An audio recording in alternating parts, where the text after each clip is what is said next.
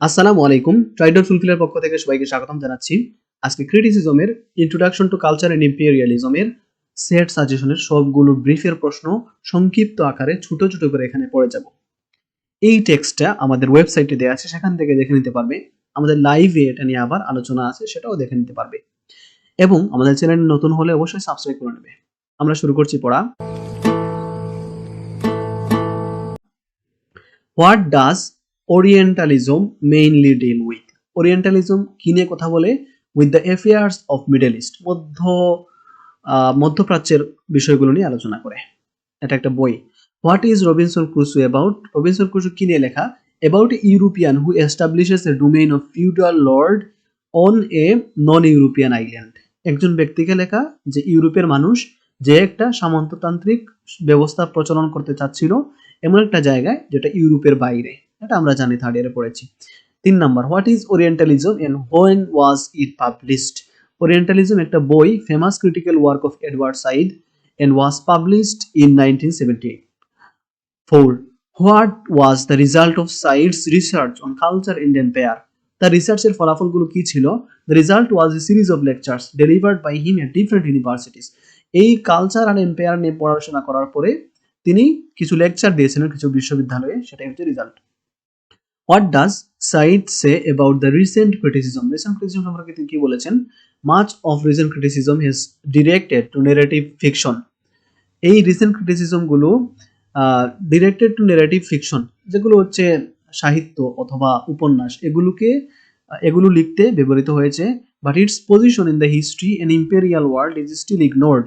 আর ইতিহাস এবং সাম্রাজ্যবাদী বিশ্বে এটার অবস্থান আগের মতোই রয়েছে, সেটা পরিবর্তন হয়নি। 6 number, how does Said admire Dante and Shakespeare? কিভাবে প্রশংসা করেছেন? Dante Shakespeare gave mankind the best the realistic picture of life. ব্যাখ্যা করার কিছু নাই। What was Arnold's idea of culture? Culture সম্পর্কে কি বলেছেন? Culture has a power to alleviate although it cannot neutralize the ravages of modern mercantile urban existence. ওকে, তো তিনি বলছেন যে সংস্কৃতির ক্ষমতা আছে দূর করার, সমাজ থেকে বিভিন্ন কিছু দূর করার।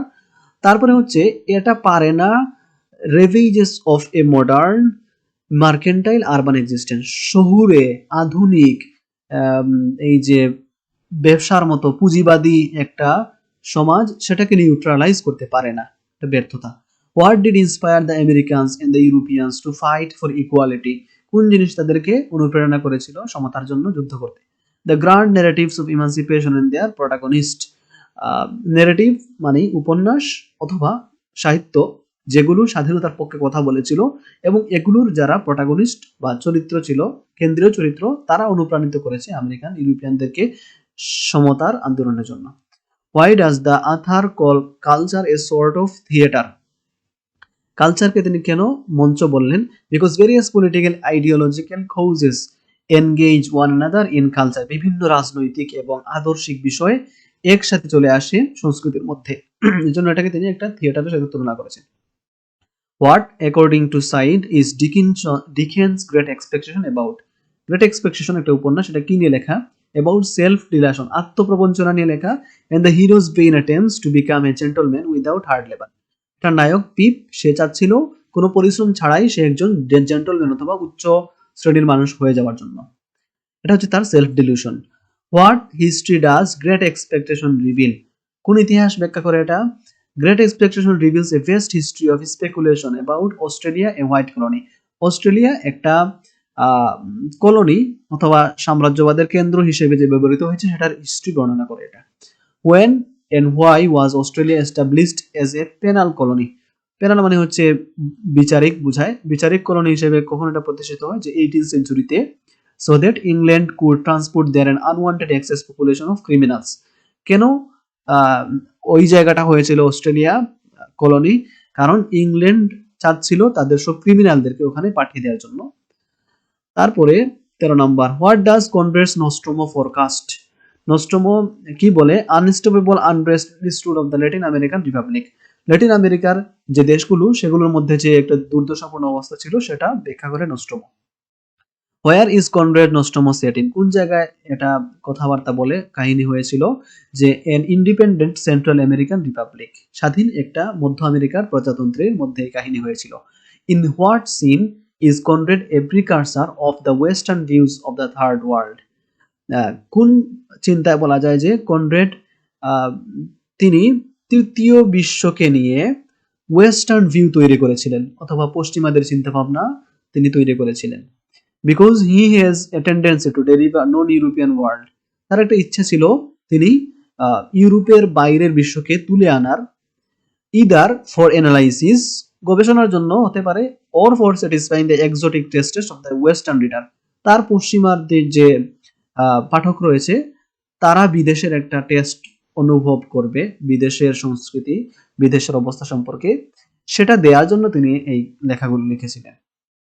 What sort of view does Nostromo offer, Nostromo কি ধরনের ভিউ দেন, a profoundly unforgiving view that inspired writers to show contempt for the western imperialism. তো এই নোস্ট্রোমো যে কাহিনীটা ছিল সেটা এমন একটা বিষয়কে তুলে ধরে যেটা আনফরগিভিং, ক্ষমার অতুল্য, যেটার মাধ্যমে লেখকরা তারা অনুপ্রাণিত হন পশ্চিমা যে সাম্রাজ্যবাদ রয়েছে সেটাকে তিরস্কার করতে। 17 number, how does the author look upon the present world, বা বর্তমান বিশ্বকে তিনি কিভাবে দেখেন, নেইদার পেসিমিস্টিক নর অপটিমিস্টিক, ভালো চিন্তায়ও না খারাপ চিন্তায়ও না। What surprising changes have occurred recently in the metropolitan cities of the west, পশ্চিমের শহরগুলোতে বর্তমানে কি দেখা যাচ্ছে, there are confronting large number of non white immigrant population asking to hear their voice, সেখানে অনেক সাদা মানুষের বাইরের মানুষ অথবা তৃতীয় বিশ্বের মানুষ দেখা যাচ্ছে যারা চাচ্ছে তাদের দাবিগুলো তুলে ধরার জন্য, মানে বিভিন্ন দেশে যুদ্ধ টুদ্ধ হচ্ছে, তারা জমা হচ্ছে গিয়ে পশ্চিমা দেশগুলোতে। 20 নাম্বার, 19 নাম্বারটা বাদ দিয়েছি, একটু টাফ লাগে, সেটা যদি পারো তাহলে পড়বে, না পারলে নাই। 20 number, what is one of the main subjects of Said's culture and imperialism, এটা সাবজেক্ট কি, যে historical experience in relation to culture and historic form, তার ঐতিহাসিক যে অভিজ্ঞতা রয়েছে সংস্কৃতি সম্পর্কিত বিষয়গুলো নিয়ে, সেগুলো তুলে ধরেছেন এখানে। How according to Said is India projected in Kipling scheme, Kipling এর যে কিম রয়েছে, মেবি এটা একটা লিটারারি ওয়ার্ক, সেখানে ইন্ডিয়াকে কিভাবে তুলে ধরা হয়েছে, যে India is much beautiful but it requires A British handling to move forward for progress, সেখানে ইন্ডিয়াকে সুন্দরভাবে তুলে ধরা হয়েছে, এবং এটাও বলা হয়েছে যে ইন্ডিয়ার উন্নতির জন্য অবশ্যই ব্রিটিশদের সাহায্য প্রয়োজন। 22, when did America come out as an empire, কখন সাম্রাজ্য হয়ে ওঠে, during the 19th to the second half of the 20th century, 20 শতকের দ্বিতীয় ভাগে এসে আমেরিকা একটা সাম্রাজ্যবাদী দেশ হিসেবে গড়ে ওঠে। 23 number, what according to Said is the reality of historical experience at present, বর্তমানে ঐতিহাসিক অভিজ্ঞতার ফলাফল কি, for imperialism all cultures are involve one another, সাম্রাজ্যবাদের কারণে বিভিন্ন সংস্কৃতি একত্রিত হয়ে গেছে, হাইব্রিড সংকর, হেটারোজিনিয়াস ভিন্নধর্মী, differentiated and unmonolithic. Okay, 4 number, 24 number, what is Said's expectation about American nation, America সম্পর্কে তার চিন্তা ভাবনা কি, America will surely remain a coherent nation, এটা একটা সবার মিলেমিশে থাকার একটা দেশ হিসেবে থাকবে, এটা তিনি আশা করেন। Why does Edward Said call New York an exilic city par excellence? এটাকে এক্সাইলিক সিটি বলেছেন কেন? এক্সাইল বলতে বোঝায় দেশ ত্যাগ করে অন্য একটা দেশে গিয়ে থাকা। Because it bears the characteristic of Manichaean structure of colonial city. তো মেনিকিয়ান যে কলোনিয়াল সিটি ছিল সেটার সব বৈশিষ্ট্য এটার মধ্যে রয়েছে, এজন্য হতে পারে, অথবা এটার উত্তর এটাও দেওয়া যেতে পারে, because a large number of migrants from all over the world flock here and ask to hear their voice, পৃথিবীর বিভিন্ন দেশ থেকে অভিবাসীরা ওই জায়গায় যায় আমেরিকায়, এবং সেখানে গিয়ে তাদের দাবিগুলো তুলে ধরে, বক্তব্য তুলে ধরে, এজন্য তিনি এটাকে বলেছেন exilic city par excellence, New ইয়র্ককে। 26, what does the author feel as a citizen of New York, তিনি নিজেকে কি ভাবেন, he belongs to more than one history and more than one group and it is better, তিনি প্রথমে ছিলেন একজন আরব খ্রিস্টান, পরে তিনি আমেরিকান হয়ে যান, তো তিনি দুইটা জাতির মধ্যে রয়েছেন, এজন্য তিনি মনে করেন যে তিনি দুইটা হিস্ট্রির এবং দুইটা জাতির এবং তিনি মনে করেন এটাই ভালো তার জন্য। What is orientalism by Edward Said about, orientalism কি নিয়ে কথা বলে? About the affairs of middle east, মধ্যপ্রাচ্য বা আরব বিশ্বের সমস্যাগুলো নিয়ে কথা বলে। 28, what is the connection between culture and imperialism and orientalism, দুই বইয়ের মধ্যে সম্পর্ক কি? Both of them are written by Edward Said, বলার কিছু নাই। 29, why do the colonizers deserve the right of ruling the colonize, coloniser কি যুক্তিতে অন্যদেরকে শাসন করে?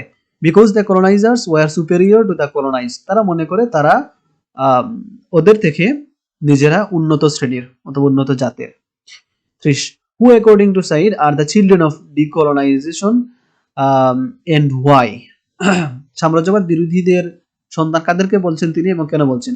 A new generation of scholars and critics because they have seen in great text of Western literature a standing interest in the colonized people. তো তিনি নতুন প্রজন্মের কিছু স্কলার আর ক্রিটিকদেরকে এটা বলেছেন কারণ তারা দেখেছে যে পশ্চিমা বিশ্বে কলোনাইজদের পক্ষে একটা অবস্থান তৈরি করতে পেরেছে তারা। What is post colonialism in literature, post colonialism বলতে কি বোঝায়? The study of theory literature as it relates to the colonizer colonized experience, এই যে সাম্রাজ্যবাদের দখলে থাকা এই বিষয়গুলো নিয়ে যে সাহিত্য তৈরি হয় সেটা হচ্ছে পোস্ট কলোনিয়ালিজম। তারপরে when does culture become a source of identity, সংস্কৃতি কিভাবে পরিচয়ের প্রতীক হয়ে উঠলো, উৎস হয়ে উঠলো? When there is a difference between us and them, অথবা দ্য কলোনাইজার এন্ড কলোনাইজ, যখনই মানুষকে সাম্রাজ্যবাদী এবং নিজের দেশ দখল হওয়া এই দুই গ্রুপে মানুষ ভাগ হয়ে গেল, তখনই হচ্ছে সংস্কৃতিটা একটা পার্থক্যের কারণ হয়ে দাঁড়ালো। অথবা যখনই একটা দেশ অন্য একটা দেশকে দখল করে ফেললো তখনই মানুষের মধ্যে পার্থক্য বৈষম্য তৈরি হলো। How does Edward Said associate culture with art, শিল্পকলা এবং সংস্কৃতিকে কিভাবে তিনি একত্রিত করেছেন? In the sense that culture exists in all forms of art whose main objective is to give pleasure, তিনি বলেছেন সংস্কৃতি in all forms of art, শিল্পকলার সব জায়গায় সংস্কৃতি থাকে এবং যেটার উদ্দেশ্য হচ্ছে মানুষকে প্লেজার দেয়া, আনন্দ দেয়া। এই হচ্ছে আমাদের এই পার্টের সবগুলো ব্রিফের আনসার। আশা করি সবাই বুঝতে পেরেছো, না বুঝলে অবশ্যই কমেন্ট করবে এবং লেকচারটি সম্পর্কে তোমাদের মতামত অবশ্যই কমেন্টে জানাবে, সেটা অনেক গুরুত্বপূর্ণ। এবং যদি নতুন হয়ে থাকো সাবস্ক্রাইব করবে অবশ্যই। ভিডিওটি ভালো লাগলে লাইক করেন, নতুন নতুন ভিডিও দেখার জন্য সাবস্ক্রাইব করে দিন। সাবস্ক্রাইব।